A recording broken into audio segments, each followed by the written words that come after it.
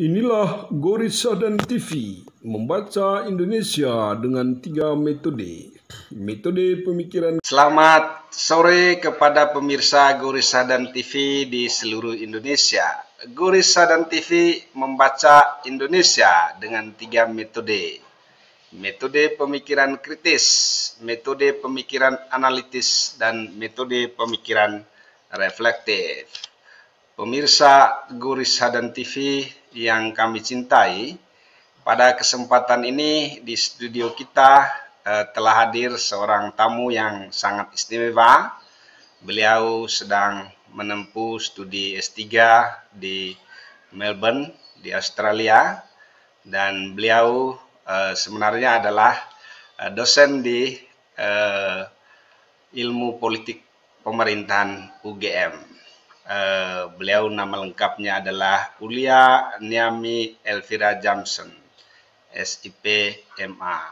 Dan pada kesempatan ini dengan Ibu Pipin, panggilannya, kita akan bicara tentang aksi kolektif perempuan dan pembangunan sosial di desa.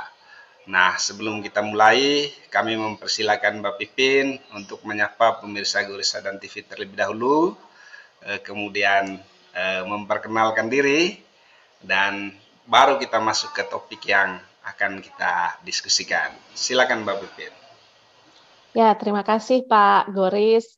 Halo, salam pemirsa Gorissa dan TV.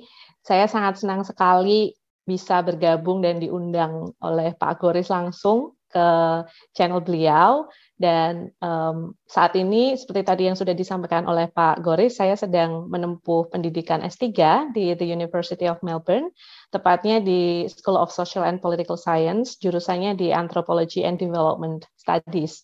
Itulah mengapa sore hari ini kita akan berdiskusi bersama Pak Goris ya Pak, terkait dengan pembangunan sosial dan aksi kolektif perempuan di desa.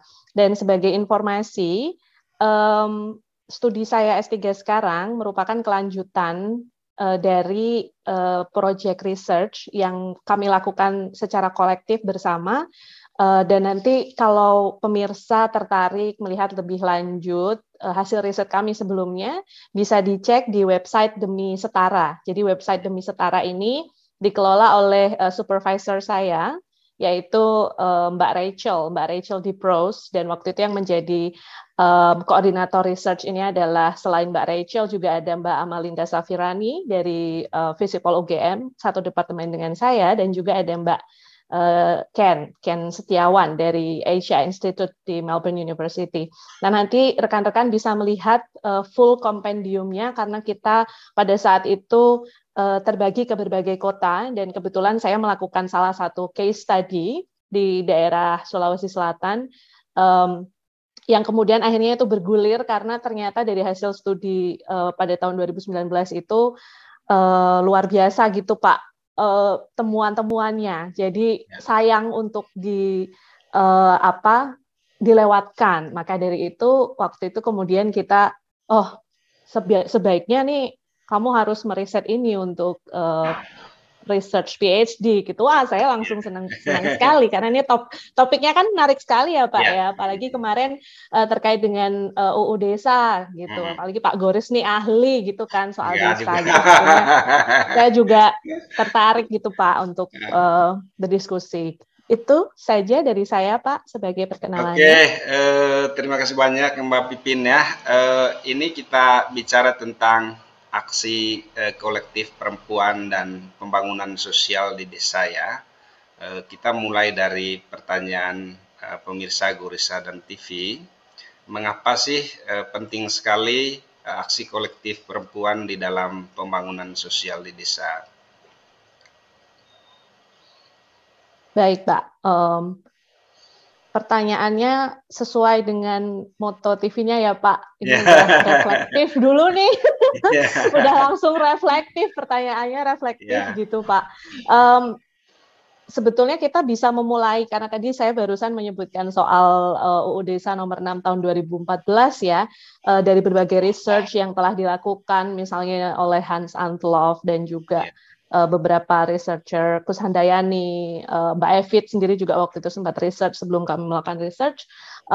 itu menjadi baseline yang bagi kita menunjukkan bahwa Undang-Undang Desa Nomor 6 Tahun 2014 ini memberikan peluang yang sangat tinggi untuk isu-isu kesetaraan gender, karena dalam undang-undang ini kan menetapkan asas partisipasi, kesetaraan, dan pemberdayaan, dan ini tertuang sangat clear gitu ya. Kalau kata anak zaman sekarang tuh literally gitu Pak, jadi kayak literally benar-benar ada gitu. Dan prinsip-prinsip ini kan menjadi pondasi pembangunan desa yang inklusif, yang mengakomodasi nilai kesetaraan gender melalui partisipasi dan pemberdayaan perempuan. Nah, bahkan secara eksplisit juga di pasal 26 dan pasal 63 menyebutkan bahwa hal ini harus dilakukan dengan penyelenggaraan pemerintahan desa yang berkeadilan gender. Tapi pertanyaan selanjutnya yang muncul adalah bagaimana caranya, gitu kan? Ini ada sesuatu konsep yang sangat besar, gitu kan? Dan kita sendiri juga tahu di Indonesia sendiri proses pengarus utamaan gender juga baru dimulai pasca reformasi. Artinya kan ini ada PR besar untuk kita semua, bagaimana mengimplementasikannya. Nah, oleh karena itu dari sisi tadi ketika ngomongin soal pemberdayaan, saya pakai pendekatan yang digunakan oleh ini ya teman-teman di di sini adalah soal ketika bicara soal empowerment, Naila Kabbir merumuskan ada 3 kata kunci gitu. Ini ada persoalan resources, ada persoalan agency, dan juga achievement-nya apa nih. Nah, ketika ngomong soal resources ini kan dari Undang-Undang Desa ini ada sumber daya yang bisa dibilang amat besar gitu ya, bila dibandingkan dengan undang-undang sebelumnya, bila dibandingkan dengan masa desentralisasi sebelumnya. Pertanyaan selanjutnya nih, siapa yang menerima manfaatnya? Apakah penerima manfaat ini nanti juga mempertimbangkan keadilan gender? Karena ini menjadi penting karena pembangunan sosial ini asasnya kan jangan sampai ada yang ditinggalkan. Dan sejatinya dalam pembangunan sosial ini kan bertujuan meningkatkan well-being atau kesejahteraan dari masing-masing individu. Sekali lagi ya, masing-masing individu di dalam masyarakat gitu kan. Bayangkan dalam konteks masyarakat kita yang masih sangat patriarkis ini banyak tantangan bagi perempuan gitu, terutama bagi perempuan miskin yang ada di pedesaan. Nah, oleh karena itu menjadi penting upaya-upaya membentuk aksi kolektif ini adalah untuk mengetuk pintu gitu Pak, menggedor gitu. Ya mungkin mengetuk agak halus ya Pak ya, ini menggedor sebenarnya. Kadang halus gitu, mengetuk pelan-pelan, tapi kadang kalau strukturnya agak keras juga terhadap perempuan, ya emang harus digedor gitu. Nah, dan juga melampaui barrier atau hambatan-hambatan. Saya kira itu dulu Pak. Semoga menjawab pertanyaan dari pemirsa nih. Iya. Oke Mbak, kita lanjut ke pertanyaan yang kedua ya. Bagaimana sih Mbak Pipin melihat ya keterlibatan perempuan ya di dalam aksi kolektif ya, khususnya di dalam pembangunan sosial di desa ya. Kita tahu bahwa Undang-Undang Nomor 6 Tahun 2014 tentang desa, khususnya pasal ke-54 itu kan sebenarnya perempuan memiliki akses dan kesempatan yang sangat besar ya untuk aktif dan terlibat di dalam perencanaan pembangunan desa. Bagaimana misalnya aksi-aksi yang dilakukan oleh perempuan ya, apakah misalnya sudah ada nih terobosan-terobosan yang dilakukan oleh perempuan supaya kepentingan perempuan di dalam pembangunan desa itu bisa semakin maksimal diakomodasi di dalam kebijakan pemerintahan. Baik Pak. Sebelum menjawab pertanyaan itu, ada baiknya kita juga memahami konteks masing-masing desa pasti akan berbeda gitu ya. Karena ada dalam penelitian yang tadi saya sempat sebutkan di atas, ada beberapa kategori gitu kan. Ada kategori daerah yang memang sangat sulit gitu. Sulit bisa jadi dalam artian posisi geografisnya atau juga aksesnya. Budayanya juga Mbak ya. Betul sekali Pak, dari sisi budayanya. Tetapi ada juga daerah-daerah yang misalnya mempunyai situasi yang lebih terbuka terkait dengan isu kesetaraan gender gitu, dan terletak di daerah-daerah yang misalnya lebih dekat akses dengan universitas, dengan perkotaan gitu kan. Tetapi di daerah yang saya teliti pada saat itu memang di area yang cukup terpencil, di daerah di luar pulau utama, sehingga apa namanya, satu hal terkait dengan akses transportasi dan akses pendidikan, akses kesehatan itu pun konteks situasinya memang sudah sangat sulit gitu ya. Nah, di tengah situasi yang sulit seperti ini, kemudian kita juga tidak bisa menafikan ada aktor supradesa yang membantu gitu dalam proses pembentukan aksi kolektif. Artinya apa? Di premisnya begini Pak, kemarin karena kita juga melihat di beberapa daerah tadi yang konteksnya jauh lebih mudah gitu ya dari sisi akses dan lain sebagainya, dengan hubungan komunikasi dengan universitas dan juga pihak-pihak lain di daerah-daerah, maksud saya di level daerah, itu kan kemudian membuka peluang kerjasama. Misalnya ternyata sudah banyak KKN mahasiswa dari universitas, itu ternyata sangat membantu proses gitu ya.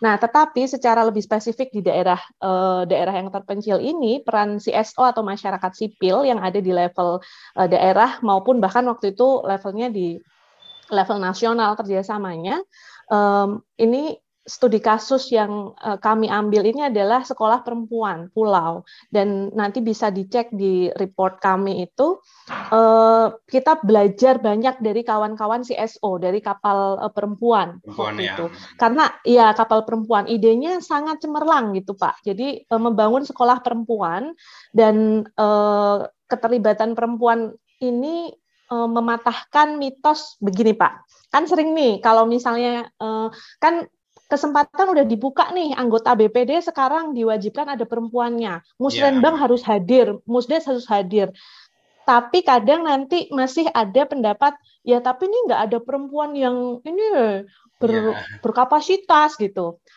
Karena memang dalam keterbatasan tadi infrastruktur, pendidikan, bahkan norma-norma sosial yang masih menghambat perempuan untuk mencapai pendidikan tinggi, ya bagaimana perempuan punya kapasitas gitu kan. Nah, menariknya ide soal sekolah perempuan pulau ini kemudian mencoba memberikan salah satu bekerja bersama teman-teman perempuan yang ada di desa ini untuk membentuk tadi sebuah kolektif baru untuk perempuan-perempuan yang istilahnya dipinggirkan, yang dimarginalkan ini, supaya bisa mendapatkan pendidikan informal gitu. Karena waktu itu saya sempat juga miris gitu Pak, 2019 ini pulau yang sebenarnya tidak terlalu jauh dari daratan utama, masih ada perempuan seusia saya yang buta huruf. Ini kan rasanya saya udah pengen nangis gitu loh Pak ya, yang notabene seusia saya yang ini kita udah di perkotaan udah ngomongin soal kesetaraan gender, pendidikan apa segala macam, ini masih ada yang buta huruf gitu. Dan menariknya lagi dari sekolah perempuan ini, selain pendidikan tadi ya, yang paling simpel tadi ya, sebenarnya bukan simpel juga sih, ini kan karena basic ya Pak ya, soal pendidikan literasi, juga memberikan pendidikan tentang ideologi gender. Ini saya mengutip dari teman-teman kapal sendiri. Jadi ini menarik sekali. Memang cara berpikir. Jadi kan gini Pak, seringkali nih dalam perdebatan atau ya forum-forum akademik gitu kan, kita sering bicara atau bahkan mungkin kelompok-kelompok yang tidak sepakat dengan gagasan gender, kita sering dibilang gender itu kan dari barat gitu kan. Ide gender itu kan dari barat gitu. Nah, menariknya dalam proses sekolah perempuan pulau ini menerjemahkan apa itu ketidakadilan gender, menerjemahkan apa itu gender role, menerjemahkan apa itu keadilan gender ke dalam bahasa sehari-harinya teman-teman perempuan. Jadi saya kira ini menjadi salah satu kunci gitu ya, dan ketika perempuan merasa bahwa dia punya hak untuk ikut di dalam forum, saya kira itu menjadi salah satu kunci gitu. Karena selama ini bahkan sebelum proses tadi ya, sebelum proses ada sekolah informal ini, ketika ada orang berseragam datang dari luar pulau, itu takut gitu. Aduh, ini mau apa nih gitu. Sekarang ada yang jadi ketua RT, ada yang jadi anggota BPD. Nah, sayangnya untuk di konteks yang agak sulit ini, Pak, belum ada yang jadi kepala desa. Tapi semoga ke depannya, semoga sih ke depannya gitu ya, Pak ya. Cuman saya kira luar biasa sekali gitu, Pak. Jadi dari sisi kalau kita ngomongin soal sejauh mana kan ukurannya biasanya substantif atau prosedural gitu kan ya. Nah, jadi secara substantif juga terlibat di dalam proses penyusunan kebijakannya, tetapi secara prosedural terlibat dalam proses, tapi secara substantif juga memberikan gagasan-gagasan untuk pertanyaan paling dasar kebutuhan perempuan tuh apa sih sebetulnya, gitu Pak. Oke Mbak, ini pertanyaan yang ketiga dari pemirsa Gurisa dan TV ya. Sejauh yang Mbak Pipin ketahui dan berdasarkan riset yang dilakukan oleh Mbak Pipin ya, kira-kira kalau kita memetakan aksi kolektif perempuan di dalam pembangunan sosial itu bentuk-bentuknya seperti apa saja, Mbak? Ya, bentuk-bentuknya ini kemudian karena tadi kelompoknya adalah kelompok yang baru gitu ya Pak ya, karena kalau di beberapa daerah yang lain memang strateginya tergantung di kondisi daerah masing-masing. Di daerah lain itu bisa masuk ke dalam yang sudah ada, misalnya PKK, kan itu sudah itu sebetulnya kan semi formal ya, karena dia state-led organization gitu, didanainya juga dari pemerintah. Nah, kalau pengalaman dari teman-teman sekolah perempuan ini, karena dia sifatnya informal, maka bentuk aksi kolektifnya pun range-nya sangat luas, dari yang informal termasuk upaya-upaya formal. Kita memetakan setidaknya ada 14 bentuk. Ini yang kami temukan di daerah penelitian kami ya Pak ya. Yang pertama, ini range-nya mulai dari yang sifatnya institusional, terinstitusionalisasi atau secara formal. Jadi yang pertama itu terkait dengan ketika ada pemilu. Menarik sekali ketika teman-teman sekolah perempuan ini membuat MOU dengan calon bupati, Pak. Jadi ini asik banget ketika, wah ini ciamik banget gitu, karena memang waktu itu juga di dengan tadi ya support dari lokal CSO, sehingga linkage dengan aktor-aktor supradesa ini pun juga sangat sangat luar biasa gitu. Nah, di sini waktu itu pemikirannya simple tetapi masuk akal banget gitu. Jadi nanti siapapun bupati yang jadi ini MOU dengan semua calon nih. Jadi nanti siapapun bupati yang jadi, apakah mau berkomitmen untuk mendukung sekolah perempuan. Jadi saya kira ini wah ciamik banget nih, ini bisa direplikasi gitu kan di semua daerah gitu sebetulnya. Kemudian juga mencalonkan diri atau mengambil posisi kepemimpinan yang resmi ya, baik itu di desa maupun di kabupaten gitu. Nah, yang kedua masih sifatnya institutionalized, yaitu memberikan masukan atau terkait dengan implementasi peraturan. Yang ketiga berkaitan dengan partisipasi dalam gugus tugas gitu Pak. Ketika tadi isu-isu PKK, karena waktu itu pemerintah di level kabupatennya lumayan bagus gitu untuk memberikan alokasi dana ke PKK, jadi ini juga berpartisipasi dalam gugus tugas tersebut. Yang keempat, bentuk aksi kolektifnya adalah partisipasi perempuan dalam forum pengambilan keputusan. Jadi kalau misalnya Musrenbang dan Musdes itu kan memang mensyaratkan perwakilan kelompok perempuan gitu ya. Nah, kadang-kadang ini problematik karena yang penting ada, tapi tidak diberikan ruang untuk bicara. Nah, di luar invited space ini, teman-teman perempuan yang karena tadi sudah punya keberanian, sudah punya ideologi gender ini, kerap kali juga membuka ruang sendiri. Jadi kalau misalnya tidak diundang pun ya membuka ruang untuk memberikan usulan gitu. This is hilarious. Ini pembelajaran yang sangat luar biasa. Saya tuh sampai terharu gitu Pak kalau dengan teman-teman ini. Kemudian yang kelima tentu saja terkait dengan isi dan pembuatan peraturan desa, termasuk untuk alokasi anggaran tadi ya.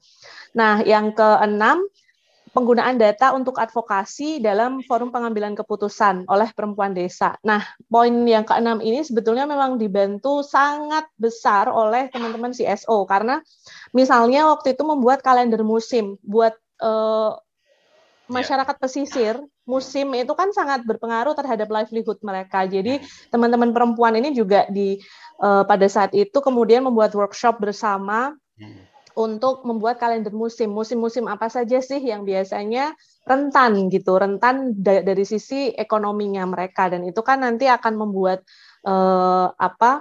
relasi patronase di desa ya Pak ya. Aduh, ini Pak Goris kan sudah sering membahas soal isu patronase ini juga. Jadi lingkar patronase yang terkait dengan ekonomi ini sendiri kan juga tidak bisa dinafikan gitu ketika bicara tentang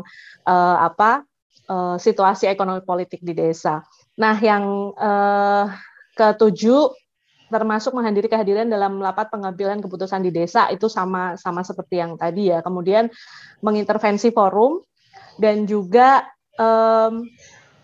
membentuk kelompok perempuan yang baru gitu, seperti tadi saya sampaikan, ada sekolah perempuan pulau yang sifatnya informal gitu. Kemudian juga yang ke-10 membangun jaringan aksi kolektif. Jadi dia bukan hanya di satu desa ini, tetapi juga membentuk jaringan dengan perempuan-perempuan lain yang ada di desa-desa lainnya, yang ada sekolah perempuannya, ataupun juga desa-desa lain yang punya isu yang sama terkait nelayan perempuan misalnya. Karena waktu itu sekali lagi di masyarakat pesisir, karena norma gendernya masih menganggap profesi laki-laki, profesi nelayan itu hanya untuk laki-laki, nelayan perempuan waktu itu tidak mendapatkan kartu nelayan. Padahal untuk mengakses bantuan kan harus punya kartu nelayan gitu. Jadi ternyata isu perempuan tidak melulu soal isu kesehatan, tetapi juga tadi ya soal livelihood gitu kan. Kemudian yang ke-11 ini sifatnya informal, jadi semakin ke bawah nih semakin informal gitu. Ada keterlibatan secara interpersonal dalam suasana sehari-hari gitu ya Pak ya, dalam dengan pihak-pihak yang berwenang untuk mengembangkan relasi dan membangun dukungan gitu ya. Istilahnya lobby, tetapi lobby yang berkaitan dengan ini loh kebutuhan. Misalnya termasuk, saya jadi ingat sesuatu, mengubah paradigma bahwa kebutuhan perempuan tidak hanya lagi-lagi seolah-olah hanya untuk perempuan, padahal sebetulnya kebutuhan perempuan ini akan sangat berguna untuk keseluruhan masyarakat. Air. Betul sekali Pak, betul sekali. Untuk laki-laki juga sebetulnya, karena air itu bersih, krusial ya. Ketika biar bersih, mau cuci pakai air, mau masak pakai air, anak mandi pakai air gitu kan. Nah, di pulau ini memang kesulitan air, dan laki-laki kan juga butuh air sebetulnya. Nah, air ini menjadi salah satu kebutuhan infrastruktur paling dasar, termasuk pelabuhan dan lain sebagainya. Yang ketiga terkait dengan pembangkit listrik tenaga surya misalnya. Ini kan juga kebutuhan semua orang. Tapi kalau misalnya pembangkit listriknya tidak ada, waktu itu hanya pakai genset, jadi listrik hanya nyala dari jam 6 malam sampai jam 6 pagi, anak-anak kan kalau misalnya siang mau mengerjakan PR atau misalnya mau berkegiatan di siang hari itu agak repot gitu, dan bahkan malam hari karena waktu itu shift-shiftan gitu soal listrik. Anyway, ketika ini persoalan ini juga dibawa gitu ya, bahwa Pak ini loh, Bu ini loh ada problem nih soal listrik di desa, kita butuh listrik. Nah, ini kan lobby yang bermanfaat untuk semua masyarakat. Nah, yang ke-12 adalah ada ruang informal perempuan untuk kolektivitas perempuan desa.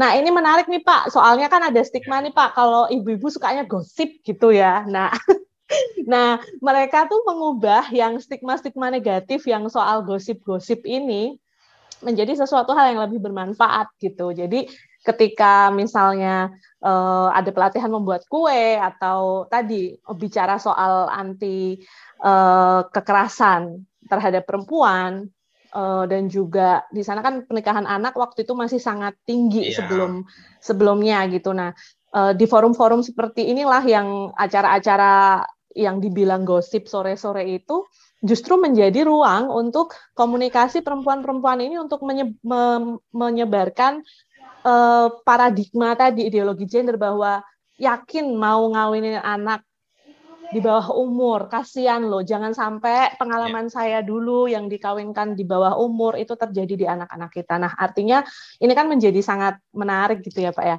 Nah, dua yang terakhir, bentuk yang ke-13 adalah pengumpulan data partisipatif atau pemetaan sosial. Ini termasuk yang berkaitan dengan ini Pak, biasanya kan polemik Raskin nih, siapa yang layak dapat Raskin, siapa yang kemudian, wah ini kan bisa jadi isu yang sangat memecah belah persatuan dan kesatuan kehidupan di desa gitu ya Pak ya.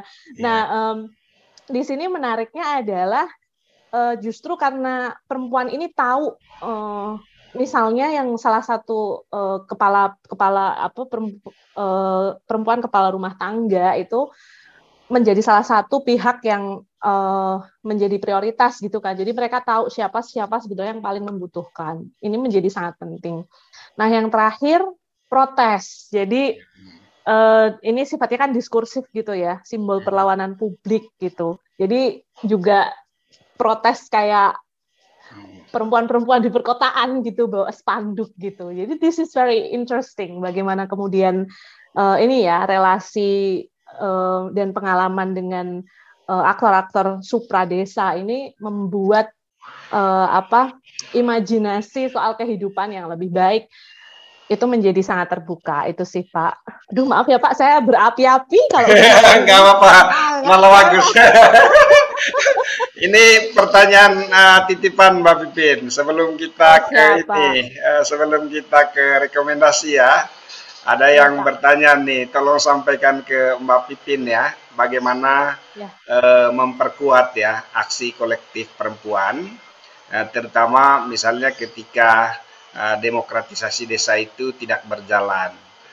Misalnya sekarang ini desa itu semakin teknokratis katanya. Jadi apa-apa itu tergantung kepada instruksi pemerintah pusat.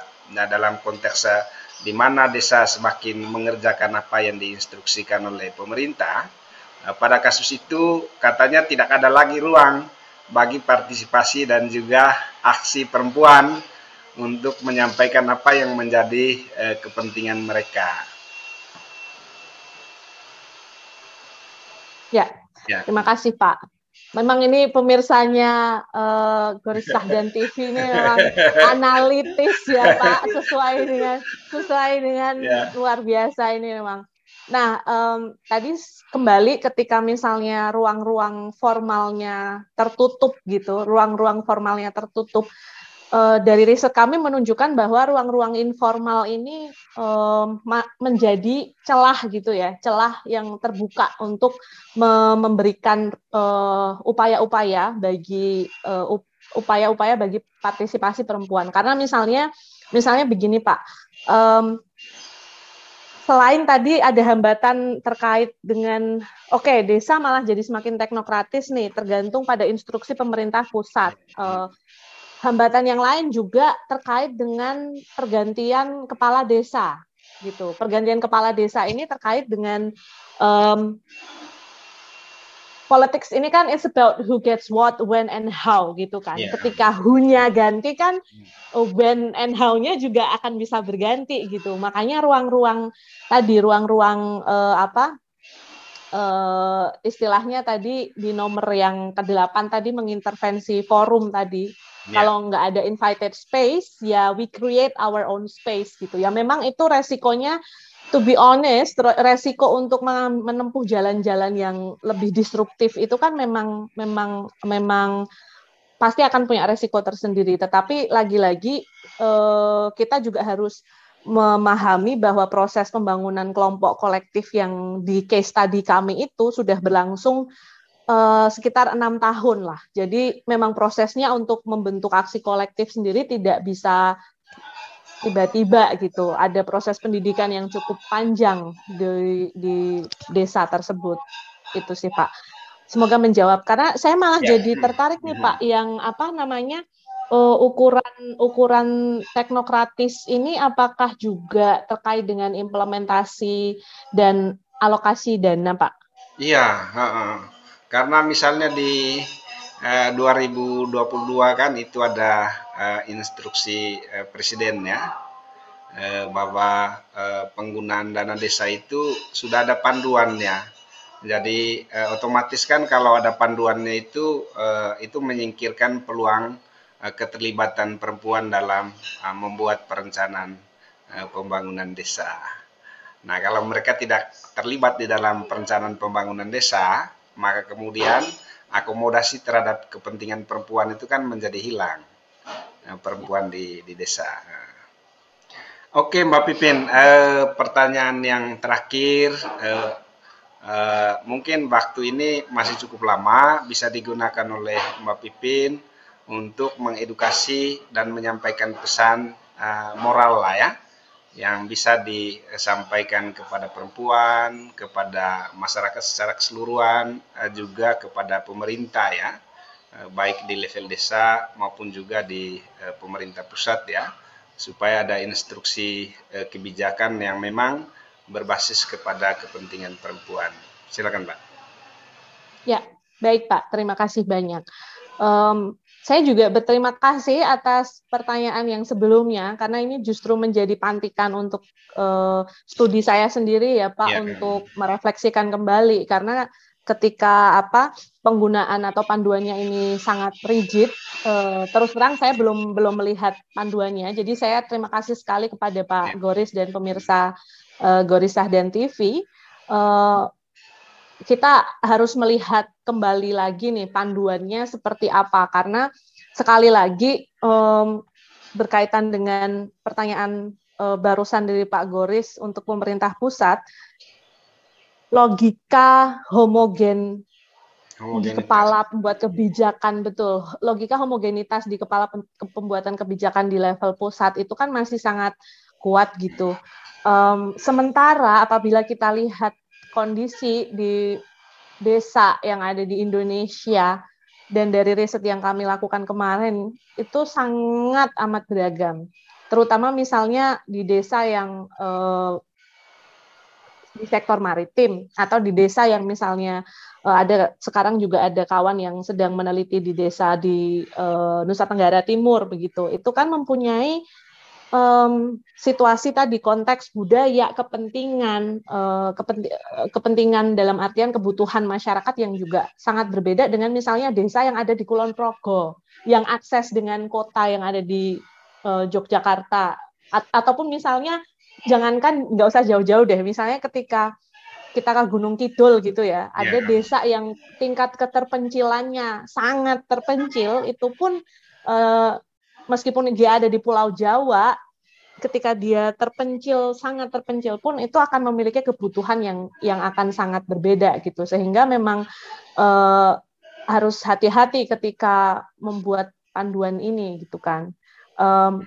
Itu yang pertama. Yang kedua, forum multi pihak termasuk dengan civil society organization ini saya kira menjadi salah satu hal yang juga harus diupayakan, karena lagi-lagi kita juga harus mengakui ada keterbatasan di masing-masing sektor gitu ya Pak ya.